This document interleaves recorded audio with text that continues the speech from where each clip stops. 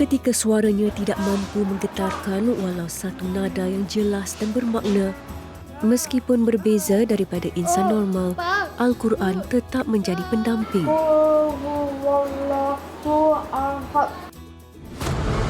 Sebentar tadi baru saja terjadi satu letupan di mana sebuah kapal terbang telah menghancurkan sekolah.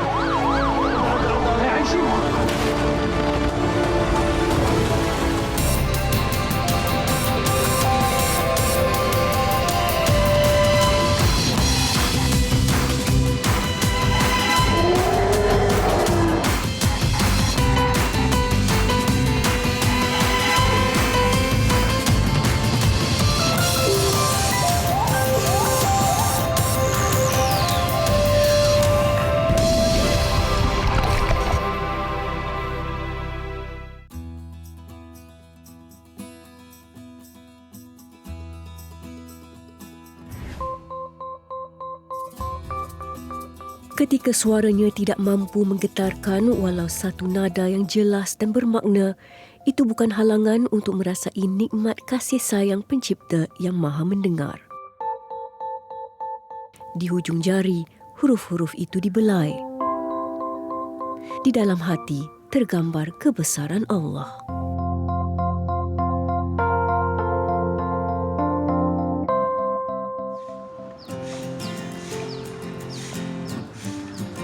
Sekolah Pendidikan Khas Pertuturan Q, Jalan Kampung Pandan, Kuala Lumpur.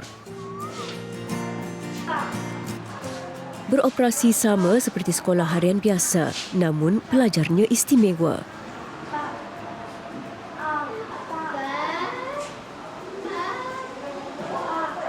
Mereka dikategorikan sebagai orang kurang upaya pendengaran, tetapi kekurangan itu tidak menghalang mereka untuk bertutur meski tidak sesempurna insan normal.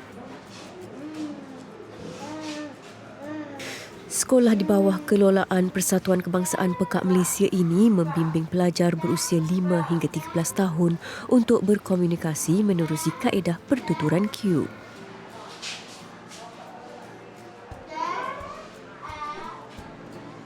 Aini Ali antara 9 tenaga pengajar di sini.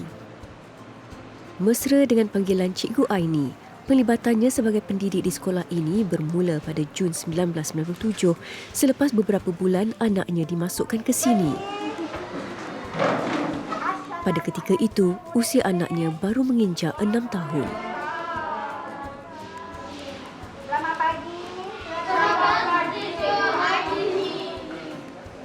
Saya sebenarnya sebelum tu saya tidak tahu tentang pertuturan Q.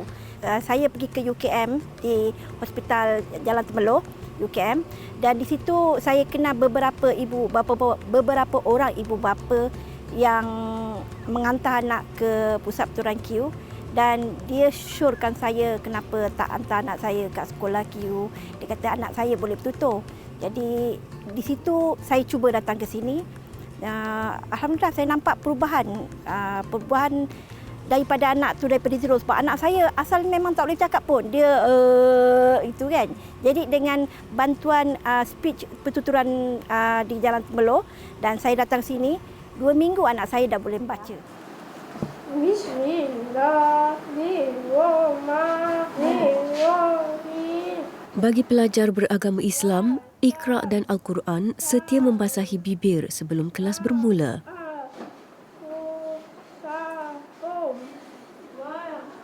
Nur Khairina Hana Hairul Nizam baru beberapa minggu beralih dari Iqra' kepada Al-Quran. Meski masih merangkak, semangatnya kekal tinggi.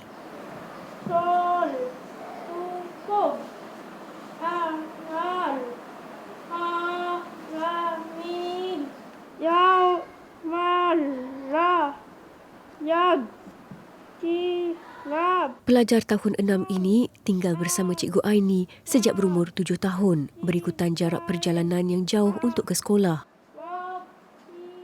Hanya hujung minggu sahaja masa dan peluang baginya untuk bersama ibu bapa di Klang, Selangor.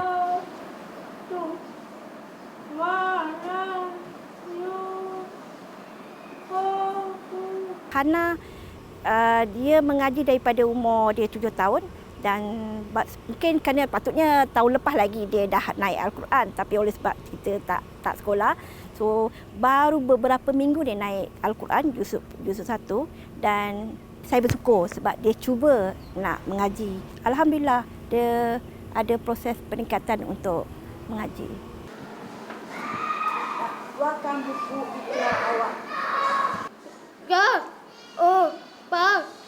Ditubuhkan pada tahun 1988, tadarus atau bacaan Al-Quran hanya bermula pada tahun 2005 selepas peningkatan jumlah pelajar beragama Islam.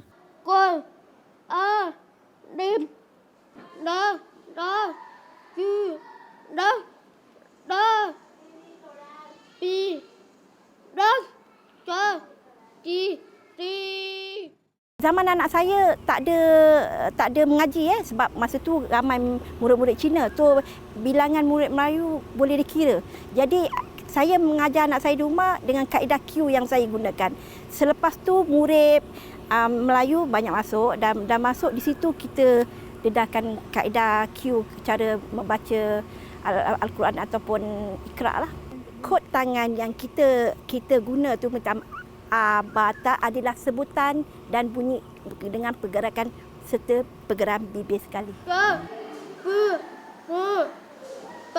Contohnya macam alif kan. A, ba, ta. Dia beza. Dia tak boleh sebut. Kita kalau mengajar sebut alif, tapi bunyi tu alif tu a, ba, ta. Qul huwallahu ahad. Penggunaan alat bantuan pendengaran antara elemen penting ketika kaedah pertuturan Q dilaksanakan. Menerusinya, bunyi dapat didengari pelajar sekaligus membantu mereka dalam mengeluarkan suara.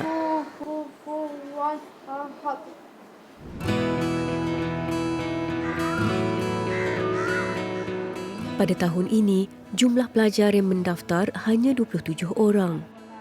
Penularan pandemik COVID-19 menjejaskan sesi pembelajaran terutama bagi pelajar pra dan tahun 1. Sekolah ini merupakan satu-satu sekolah di Malaysia yang menggunakan kaedah pertuturan Q, dan kaedah ini kita adaptasikan daripada Universiti Gallaudet di Washington DC dan telah diadaptasikan ke bahasa Melayu oleh Mendiang Cik Tan Chin Guan pada sekitar tahun 1988 lah. Jadi kami berdaftar sebagai sekolah bermula pada tahun 2004. Jadi teknik ini membolehkan orang pekak yang selama ini orang anggap bisu sebenarnya boleh diajar bertutur. Malah bagi yang Islam boleh diajar mengaji juga. Walaupun mungkin sebutan tidak sebaik orang-orang normal, tapi alhamdulillah mereka tidak buta Al-Quran. Okey, sekarang giliran Falaj. Ibu bapa juga digalakkan mempelajari teknik Q sebagai sokongan kepada anak-anak, terutama selepas tamat waktu persekolahan. Doa apa? Awak nak baca doa apa? Doa tidur, okey. Bismillahirrahmanirrahim. Ahya wa Jadi doa apa awak akan baca? doa makan. Dia sebenarnya sebab saya beritahu alat pendengaran, cochlear implant dan alat pendengaran yang pakai di belakang telinga, perbezaannya implant sebab dia sangat mahal. Jadi pendengaran dia lebih jelas. Yang telinga dia ikut tahap pendengaran kerosakan telinga individu tersebut. Kena gunakan kod tangan dan bertutur untuk memudahkan anak murid faham, dan lakonan adalah salah satu pembelajaran untuk kita sampaikan apa yang kita nak ajarkan. Kalau online cukup terhad dia punya sampainya ilmu tu.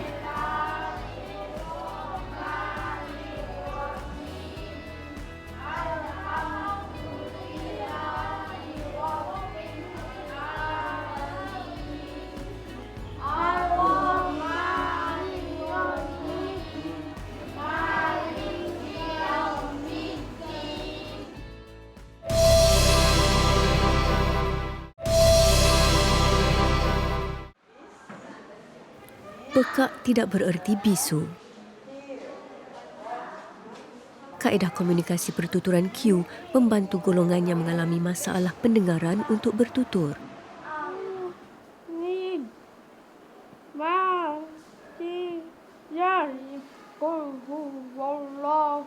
Malahan, nikmat melafazkan bait-bait suci Al-Quran dapat dirasai oleh mereka.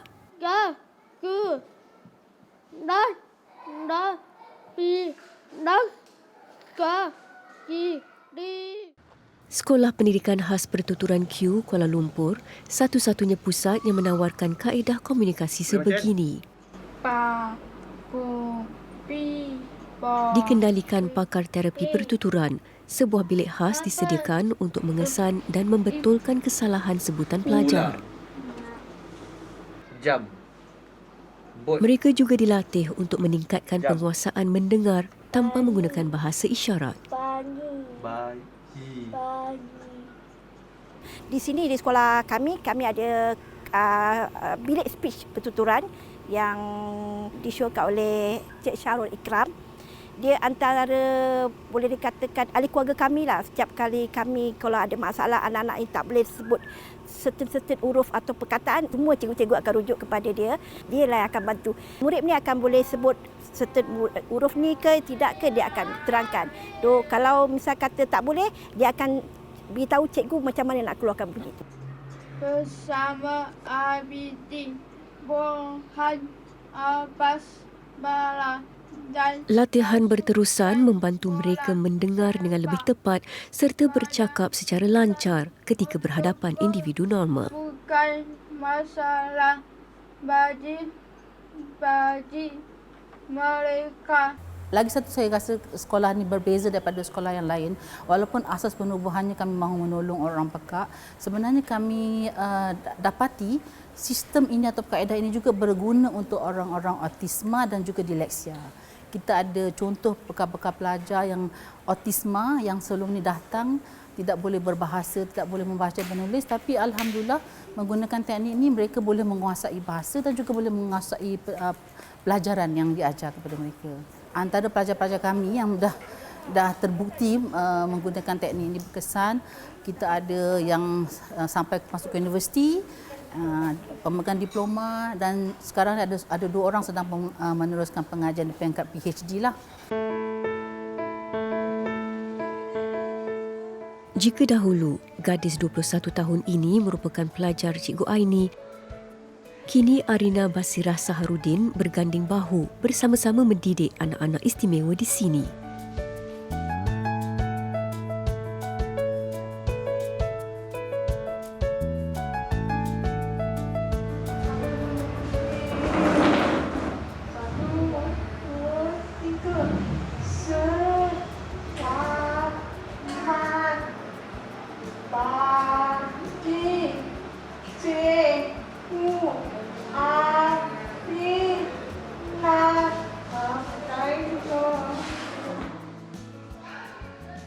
Saya datang ke sekolah ini untuk berkomunikasi dengan orang macam biasa. Sebenarnya ibu bapa rasa susah hati, rasa risau macam mana saya nak cakap. Syukurlah ibu bapa saya dapat bantuan dari Dr. SUKM datang ke sini. Saya cuba belajar sekolah ini. Lama-kelamaan baru boleh bercakap selepas 4 bulan. Sebenarnya susah sikit. Biasalah macam tu, macam umur kecil-kecil susahlah. Kalau belajar atau minat, belajar cukup bercakap-cakap, cukup bunyi. Boleh cakap, tak susahlah sebenarnya. Okeylah sikit. Saya hampir boleh bercakap dengan ibu bapa, kawan-kawan dan juga keluarga. Saya happy sangat. Alhamdulillah.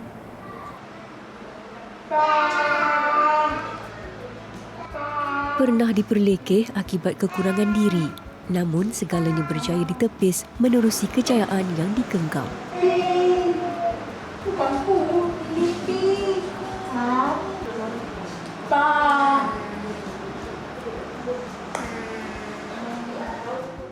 Orang masalah pendengaran Jadi saya dapatkan dalam SPM saya yakin. Saya rasa kecewa tidak macam itu. Saya pikir saya orang kakak ke fikir mana nak hati. Tapi saya teruskan, saya usaha. Saya cuba tidak mengandalkan diri dengan orang cakap macam itu. Saya belajar tekun, belajar rajin, belajar audition, berkongsi dengan kawan-kawan normal, ada yang tak boleh dengar. Saya cuba dengar, kongsi-kongsi, tukar-tukar nota, tulis. Alhamdulillah, setelah percaya SPM dengan cemerlang, saya percaya dapat menunjukkan diri yang saya boleh buat.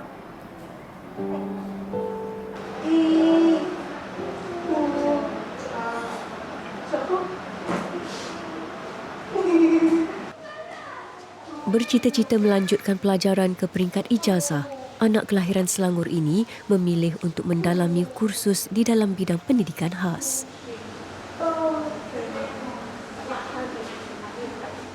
Ikutlah apa yang mereka boleh faham atau tak faham. Kalau tak faham, saya boleh ajar ulang sampai faham.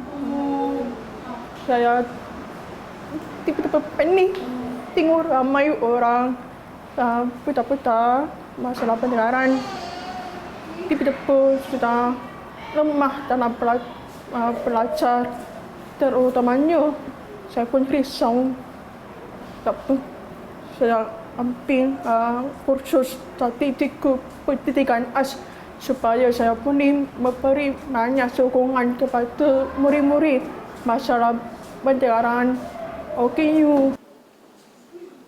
Ramadan membuka ruang untuk menggandakan ibadah. Bekas pelajar Muhammad Syafiq Iskandar menziarahi sekolah yang pernah mendidiknya selama 3 tahun. Bermesra dengan adik-adik dan berkongsi kisah.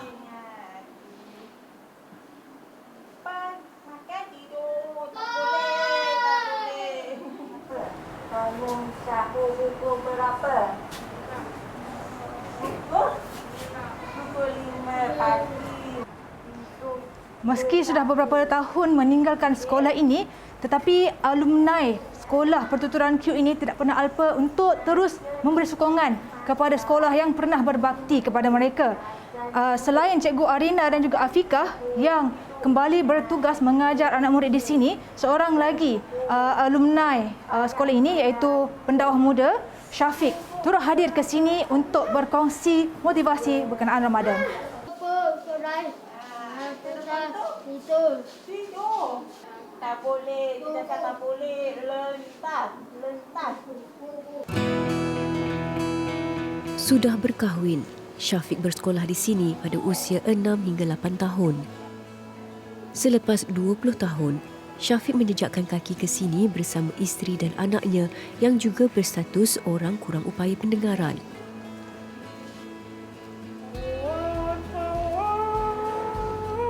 Meskipun berbeza daripada insan normal, Al-Quran tetap menjadi pendamping. Meski tanpa suara yang jelas, kalimat suci tetap dialun dengan cara tersendiri. 24 tahun membanting tulang, sedikit pun tidak pernah memudarkan semangat Cikgu Aini dan guru lain mendidik anak-anak istimewa di sini. Jasa yang tiada tandingan. Memimpin tangan-tangan kecil keluar dari kepompong menuju cahaya.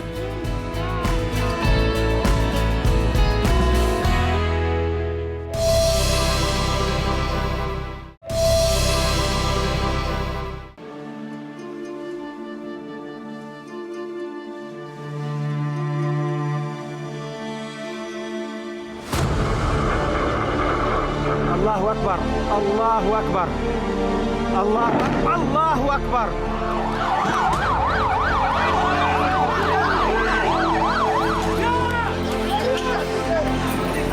طالع عنده على السريع.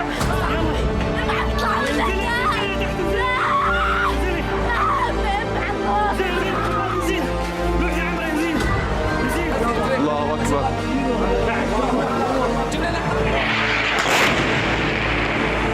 لا جد ميت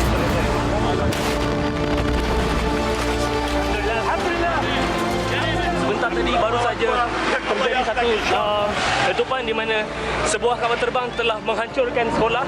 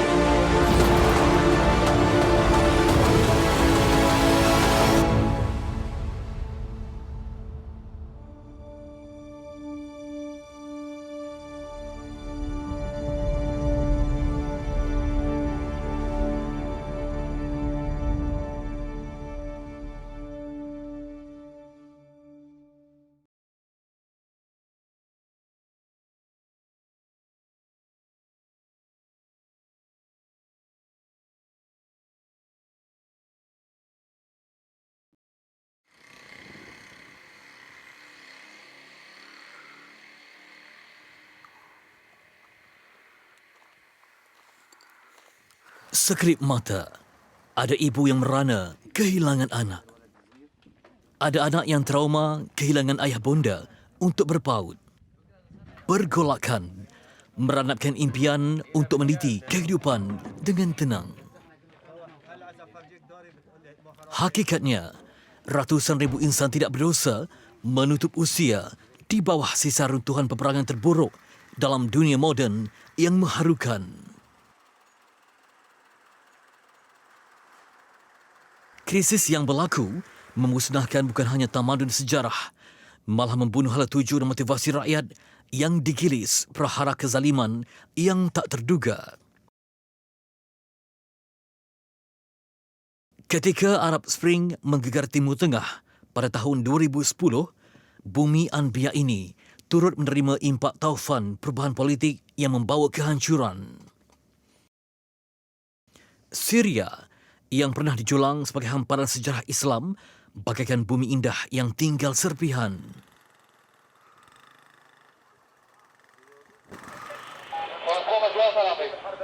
Pertumpahan darah berlaku hampir setiap hari. Nyawa warganya menjadi taruhan.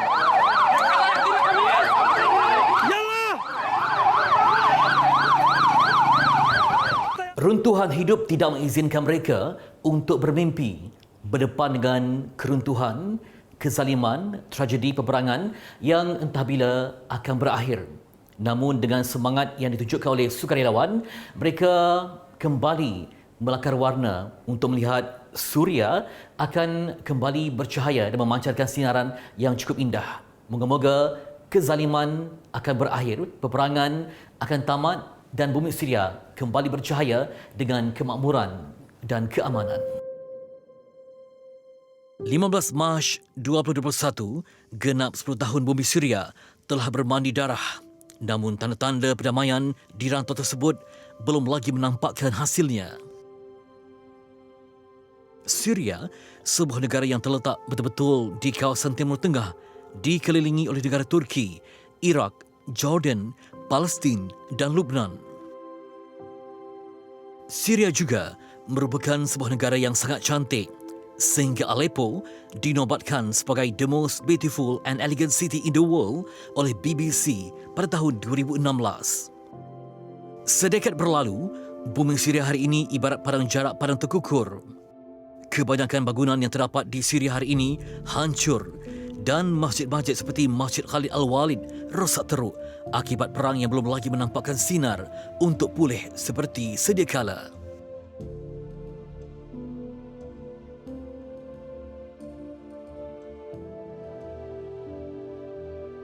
Bagi sukarelawan Malaysia, Syahir Asfar Saleh, Syria terlalu dekat di hati. Memori melakukan kerja amal bukan sekadar memenuhi keinginan membantu sesama manusia, malah didorong rasa ikhlas yang terlalu kuat demi melihat keamanan dinikmati sepenuhnya sebagai anak dunia yang merdeka.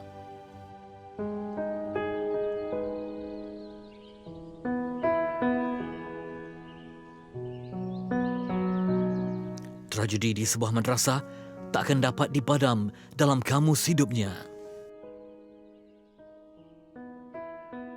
Ada banyak sebenarnya tragedi-tragedi yang berlaku di hadapan mata kita sendiri dan kami menyaksikan sendiri apa yang berlaku di Syria. Dan antara yang paling sukar untuk kita lupakan adalah tragedi serangan sekolah Ain Jalut ataupun di sana kita sebutkan Madrasah Ain Jalut yang ditaja oleh rakyat Malaysia. Basically tajaan ini dalam bentuk kita refurbish semula sekolah tersebut dan kita membayar gaji guru dan juga keperluan sekolah di sekolah tersebut. Sebentar tadi baru saja terjadi satu letupan di mana sebuah kapal terbang telah menghancurkan sekolah. 400-an pelajar sekolah di dalam sekolah ini. Allahu Akbar, kita masih lagi berusaha untuk melihat apa yang terjadi dalam sekolah. الطيران جاي مدنية الدولة ورا الطيران.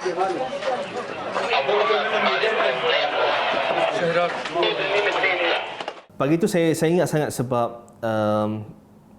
untuk breakfast kita buat mi segera untuk kita breakfast pagi itu dan kedudukan kami penginapan tersebut lebih kurang 1 kilometer sahaja sebenarnya daripada sekolah yang pada hari tersebut kita direncanakan untuk merasmikan galeri gambar.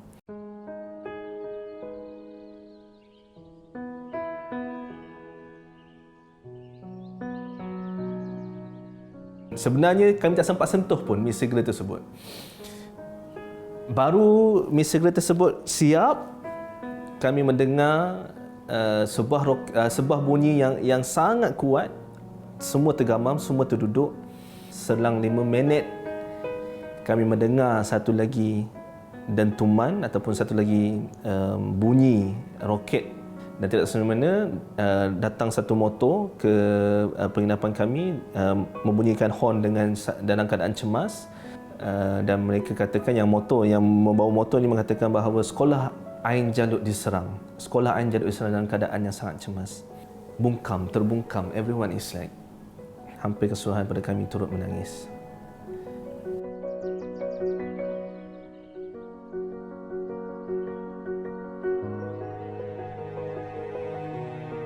Kamu yang sepatutnya berada di sana. Tapi sebab kita nak makan, kita nak breakfast, sepatutnya kita berada di sana pukul 9, sekarang lebih kurang 9 suku. Sebenarnya roket ini sepatutnya menyerang delegasi daripada Malaysia. Kalau kamu pergi ke sana, mereka sedang mencari kalian sebenarnya. Jadi keadaan itu menyebabkan kami rasa this is sangat critical dan kami rasa nyawa kami sangat-sangat terancam. Mereka cakap kami akan readykan sekarang untuk kamu kenderaan dan kamu harus keluar daripada bumi Aleppo ni segera menuju ke satu kawasan yang kamu pun tidak akan tahu. Kami harus selamatkan kalian dulu.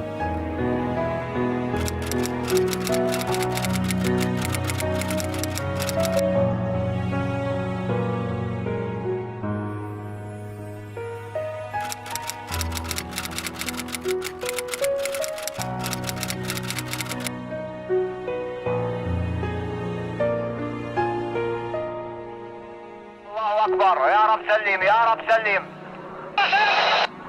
واطلع الأرض يا رب سلم يا رب سلم الله أكبر. Apa yang berlaku di Syria adalah tanggungjawab dunia untuk membantu. Pada ketika slogan keamanan dilaungkan di setiap penjuru bumi, tidak semua menikmatinya. Ada yang terhalang. Di manakah kesilapannya?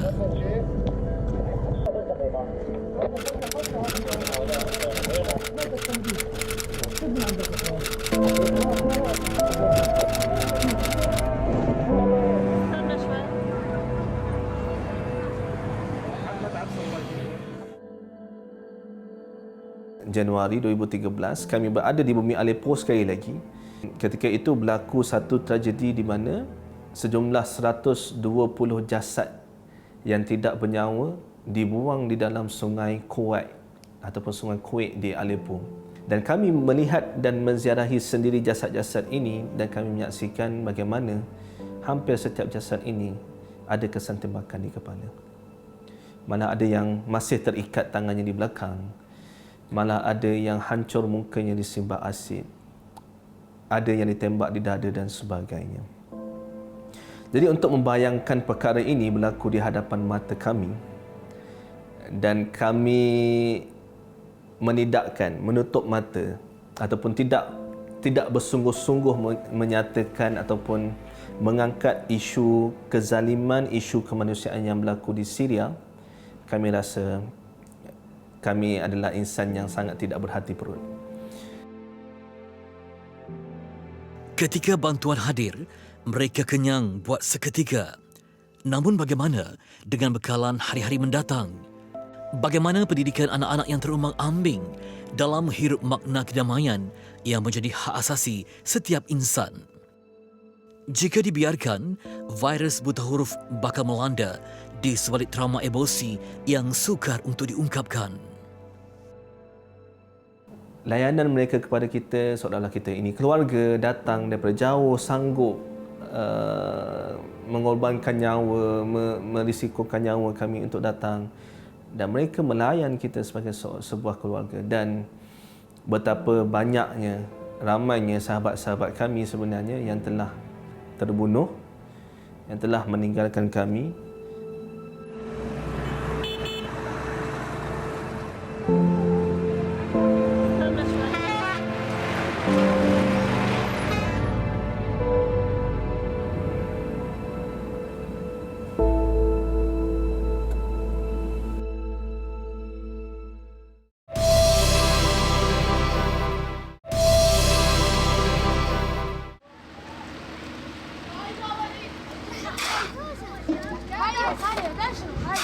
Perubatan, pendidikan dan perlindungan adalah keperluan asasi setiap insan. Apabila berlaku peperangan dan konflik berpanjangan, naluri kemanusiaan akan tercabar dan memberontak kerana fitrah manusia inginkan keselamatan dalam kehidupan. Salman Yusuf, seorang lagi aktivis kemanusiaan yang tidak jemu-jemu merebut peluang berbakti di bumi Syria. Setiap langkah ke Syria adalah debaran. Melihat sebuah perjuangan yang benar-benar memilukan, mereka bertarung antara hidup dan mati.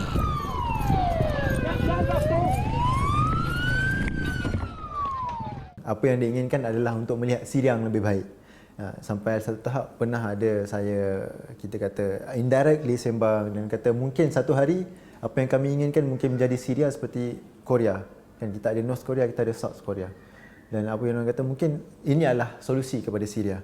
Untuk ada Syria yang di bahagian kerajaan dan Syria di bahagian yang terjejas ini. Supaya peperangan yang berlaku itu boleh berhenti dan membantu mereka. Di sebalik runtuhan, ada harapan menjadi insan berguna dan berilmu.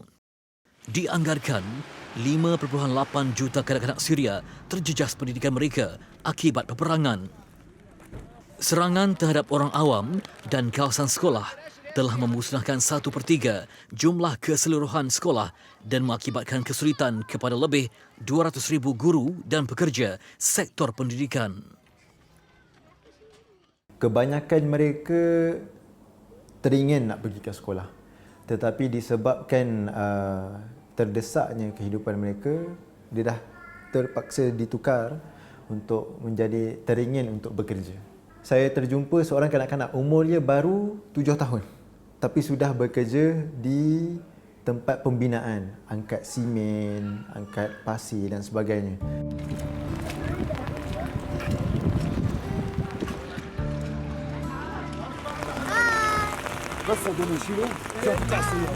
Yang satu ni memang paling terkesanlah pada saya. Saya pergi kepada satu pusat rehabilitasi yang kita visit. Jumpa di situ, saya jumpa seorang bukanlah terlalu kanak-kanak, umur sudah 17 tahun. Dia menceritakan bagaimana dia hilang kaki. Kaki dia hilang dengan cara macam mana dia tengah bekerja, dan dia bekerja tu sebab untuk menyara keluarga. Dan pada satu hari dia sedang bekerja di bangunan sebelah bangunan kilang roti yang dia bekerja itu meletup. Dan apa yang berlaku, gegaran tu terkena pada bangunan dia juga, dan mesin-mesin pembuatan roti dan sebagainya jatuh betul-betul atas kaki dia. Dan apa yang berlaku, dia hilang semua kaki dan tanya pada saya, adakah ada masa depan untuk aku?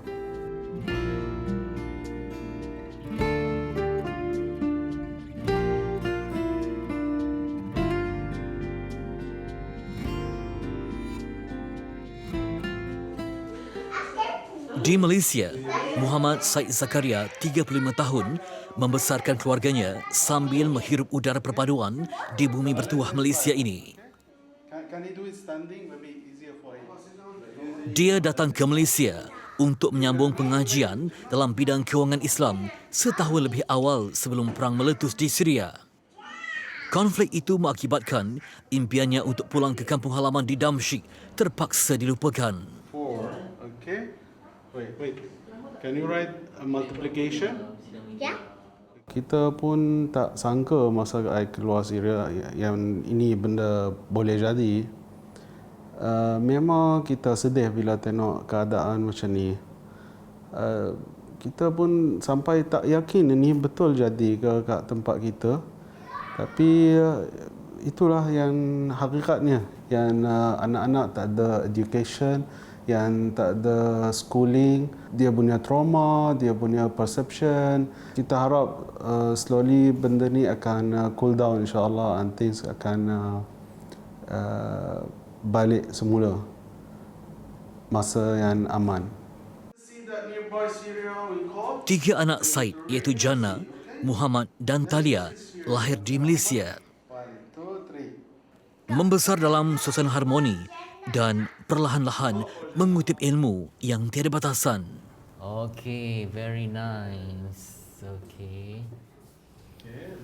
Okey, hari ini saya dan Jana, anak kepada Encik Said ini, melukis bunga kerana inilah satu terapi. Kerana bagi mereka, sebagai pemimpin masa depan yang mungkin akan kembali ke tanah Syria, mereka perlu diberikan pendidikan yang terbaik, dapat mewarnai dan menikmati makna kedamaian, kerana ada sahabat seusia Jana yang berada di Syria ketika ini yang mungkin kalau melukis hanya melukis tentang sisa runtuhan, peluru, rumah yang hancur ataupun sekeliling mereka yang tidak begitu memberansangkan. Jadi amat penting untuk anak-anak yang berada di bumi bertuah seperti Malaysia ini diberi satu terapi ataupun satu didikan, suasana yang baik agar mereka dapat memancarkan semangat, terus cintai kedamaian dan menjadi pemimpin ataupun asbab kepada kebaikan suatu hari nanti seandainya mereka kembali ke bumi Syria. Jana, flowers? Okay, like this.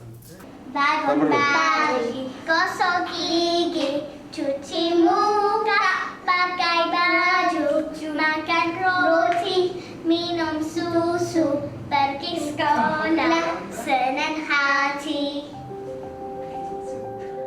Said sentiasa positif untuk melihat keamanan di Syria kembali memancarkan sinarnya dengan harapan indah. Bumi Anbiya selayaknya menjadi hamparan untuk memahat kembali kegebilangan seperti zaman terdahulu, terutama dalam bidang ilmu yang pelbagai aliran. Kita akan terima apa yang Allah dah tentu untuk qada dan qadar kita. So kita dah terima dan kita ada harapan, ada hikmat insya-Allah yang masa anak-anak kita depan insya-Allah akan jadi lebih baik pada masa yang kita dah melalui. Kami ingin saksikan sendiri Syria terus bangkit dan Syria kembali membangun seperti mana negara-negara lain. Dan betapa kami ingin akhirnya nanti kami masuk ke dalam Syria bukan untuk misi bantuan kemanusiaan tetapi misi untuk menziarahi sahabat-sahabat kami yang telah membina kehidupan yang lebih baik daripada waktu-waktu peperangan yang berlaku. Sinar suria untuk Syria masih ada bagi saya. Sebab apa? Sebab sekarang dah ramai masyarakat global yang datang membantu memberi bantuan bukan saja bantuan yang kecemasan ataupun sementara, tapi bantuan jangka masa panjang seperti buat rumah yang baru, sekolah bagi pendidikan dan juga pusat-pusat komuniti yang mana akan bantu masyarakat Syria itu sendiri untuk develop dan membangun pada masa akan datang. Masihkah ada suria untuk anak dunia kembali membina harapan?